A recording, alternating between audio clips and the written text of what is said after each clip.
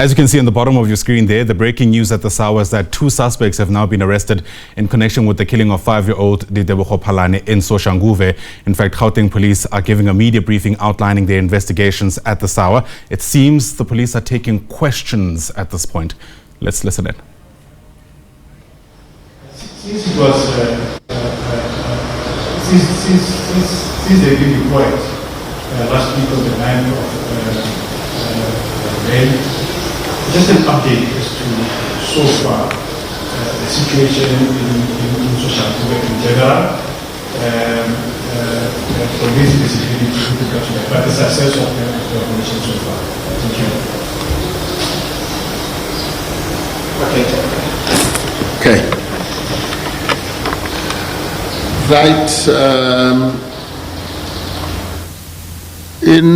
In relations to the 2 suspects in terms of the ages,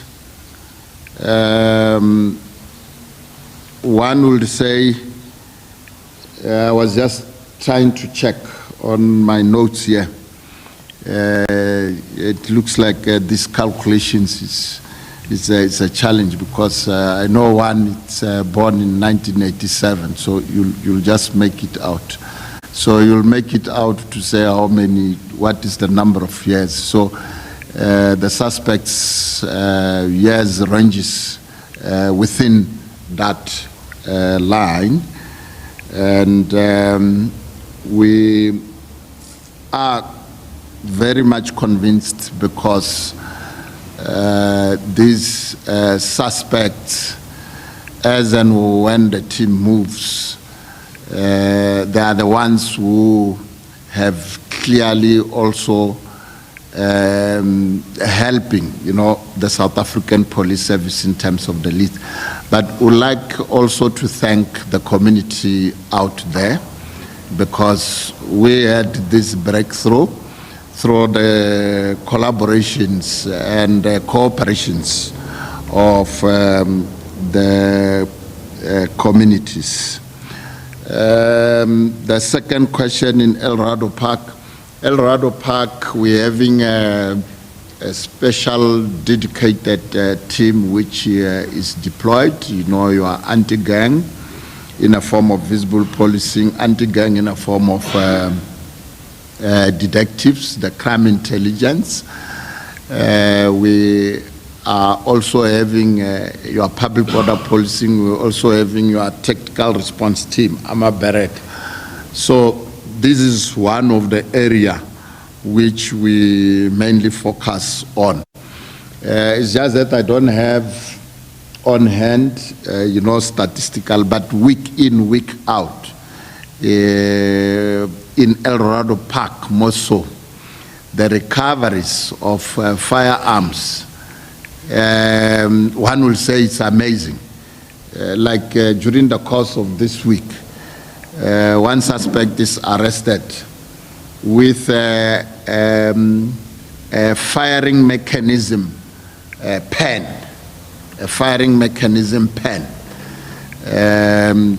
of which this particular individual, he was found in possession of the firearm during the course of this week. The worrying factor is that in Eldorado Park, Westbury, the majority of those people who are arrested, it's people who are on the very low age. You get 14, you get 15. The majority of them, they are on that age. It's not only possession of unlicensed firearm, it is also the drugs. We have arrested quite a number of people in respect to this area of Eldorado Park. And as I've indicated, that this area we're giving attention, Sofa Town, Westbury, your Rivali, to a certain extent, this area next to Orlando, the Noor Gesag, we also giving attention. So we have got a plan specifically to address those areas. From is it Kaya FM? The issues around Soshanguve, we were there with the minister on, when was it, on the 13th? Was it the 13th? Yeah, the 13th, yesterday, the 14th. Yeah, Tuesday we were there with the minister. We have put a team together. We have put a team together. And the team which the minister have launched, clearly it was displayed to the community, and that team, we have also put an officer who commands that team. We have put Colonel Mukoboto to ensure that he operates within that space. He has been leading the teams for special operations in some other areas. We also ensure that on a weekly basis, we ensure that we have the coordinating mechanism in terms of the meetings. And those meetings, it will be led by the district commissioner in that space. And also the follow-up meetings to make some sort of cohesion. The deputy responsible for policing will also lead in that particular space. One can indicate that we have moved in that space with confidence, and the successes will inform the nation as time goes on. But safe to say that last week we were in that space, including Luate, Winterfeld, where we arrested 10 people in that space. We recovered 2 unlicensed firearms in that space. Those people who were terrorizing the community. Even previously, we had quite a serious breakthrough in that space. So as and when we're having, the other breakthrough, we'll be in a position to inform the nation or interact with the media so that we can inform you accordingly in terms of the successes which we are achieving in that space.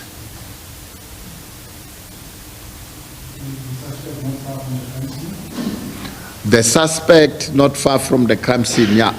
That suspect who's arrested in possession of unlicensed firearm, of which the leads links that he is one of the suspects who is linked to the murder of the 5-year-old child.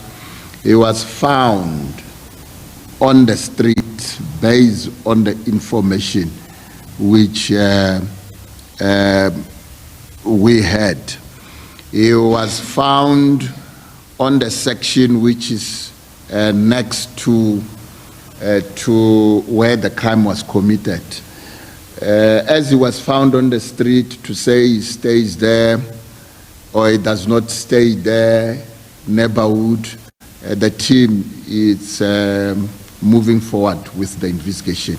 But that one specifically, we found him on the street, on the section which is closer to where the crime have occurred. Any other questions for the nationality of the suspect? The nationality of the suspect, I will say one of the suspect is a South African, but the others of which we are pursuing, we believe that they are not South Africans. as we get this information from the lead investigation. But one of the suspects is a South African. Amongst those two who are arrested. Yeah. So when are they appearing at the court, and what charges are they currently facing at this point? Okay, let's say who's going to be quiet. Morning. On Tuesday, when you went to Soshanguve with the Minister of Police, you mentioned that the Minister mentioned that technology was going to be used to track down the suspect. Now, will you please maybe tell us what type of technology was used? And the second question regarding the arrest, how will they track? Will they track through information from people who saw the incident, or they track through SAPS's own internal informers? And also the third question is that the entire process, when did you receive that information? How was it processed that it led to the two suspects? And I have a lot of questions. Lastly, are you sure that you have arrested the right suspect?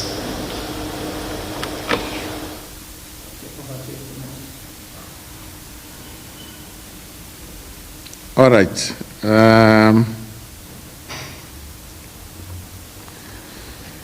The appearance in court, we are bound in terms of the law to make sure that the suspect appear before the court within 48 hours. If it's overlapping over the weekend, we'll make sure that we do those duly processes. The team it's taking care of that one, and I believe that today it's Thursday, so we'll have just to look on the issue of the 48 hours, because the detention have taken effect, I would say from Thursday. What charges? Obviously, the two suspects currently we are having. One will say, firstly, is the possession of unlicensed firearm, and based on the investigation which we still have to pursue, I think I was clear outlined that on the crime scene we picked up 2 cartridges which we have already sent to ballistic, and of course the 2 firearms which we have now from the 2 suspects differently. There will be an investigation in terms of ballistic. We have linked up with our offices for ballistics, of which we believe that as and when we place this case docket before the court of law, we should have determined the 2 cartridges, whether it's linked to the either one of the firearms or what is the position. And as I was doing the media briefing, I indicated that we appreciate the cooperation or collaborations with the community in terms of the information which we got. So clearly, we're having some statements which is linking up with the issues of the vehicle found in that space. And as we proceed, we'll check the issues of the house robbery, as well as the murder to the 5-year-old. The technology used, obviously, there is a cell phone taken, and when there's a cell phone taken, we are moving in terms of having Section 205, which is procedurally, which gives a way forward in terms of getting the authorization for the service providers from the cell phone, of which the South African Police Service is having a technology in terms of the locate basis services, which we call it the LBS, of which we use the technology to can follow the cell phone which is active. Currently, as we know, for the fact that we're pursuing certain suspects, we are also using that technology in looking as to say how best can we deal with that.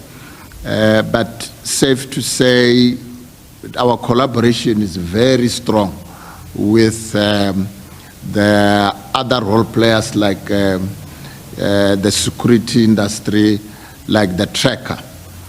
Tracker, you go into our Shanyela operations, you'll find a tracker with us. So in terms of the vehicle movement and the location, we are also assisted in that respect. And we also link with the manufacturing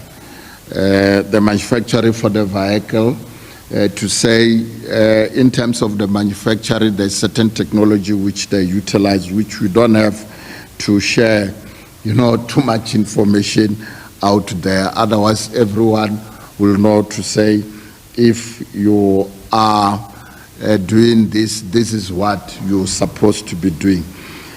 Are we having the right suspect based on the investigation led with the help of the community? Currently, we believe this is the suspects linked to the murder, but there has to be more to be done in terms of the investigation. As I've indicated that we have unraveled other information which links also the other outstanding suspects. So at this stage, we are tend to believe that what we're having, these suspects, they are the right suspect, and we are moving towards the right direction as we pursue these other outstanding suspects. Let's take the last one.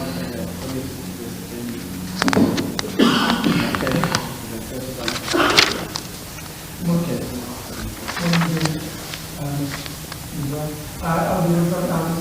My question is around the panyas that is being deployed in the province. Have they been a nuisance to the police, or are they assisting with reducing crime within the high-risk areas and within the province?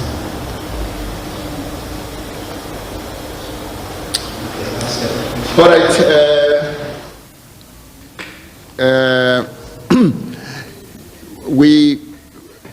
The public out there, they must take note that as I happen to address the media from time to time, I touch the question of the government ever approved, or the cabinet ever approved what we so-called whole government approach. We're having 6 pillars. In other words, the whole government approach is to ensure that we take all the role players in ensuring that there's a fight against crime.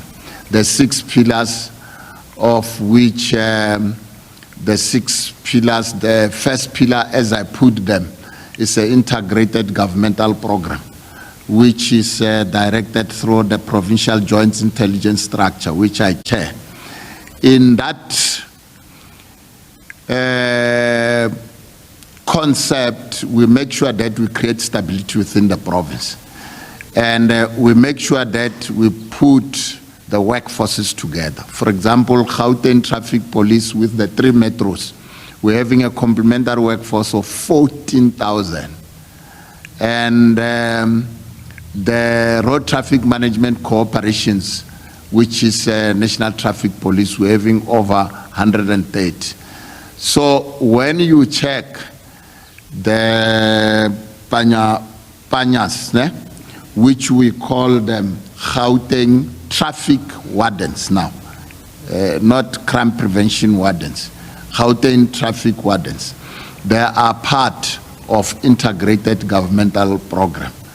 What we are saying is that for the South African Police Service, a complementary workforce is giving us a big deal.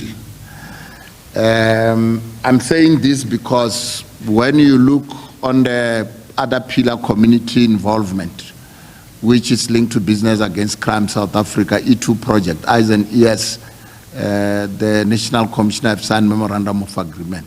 We're having a complementary work. All right, so speaking now is the Provincial Commissioner of Gauteng, that's Mthombeni, giving an update and really responding to questions around the latest investigations looking into the killing of 5-year-old Ditebogo Phalane. Of course, you might remember devastating news emerging from late last week, the 5-year-old being shot and ultimately dying in hospital while essentially welcoming his father back home in Soshanguve and getting in the mix of a hijacking incident outside his home. The news we have now is that 2 suspects have been arrested, 2 firearms have been confiscated, and 2 cartridges were picked up at the scene. And those are undergoing ballistic testing now to obviously link them to the firearms themselves. Mthombeni speaking about one of the suspects being in their late 30s, one of them being a South African, presumably meaning that the other isn't, and telling us that they aren't necessarily in a position yet to speak about when they might be appearing in court for any kind of prosecution, of course, to take place. It's one thing to have people arrested, it's another to ensure that they are behind bars.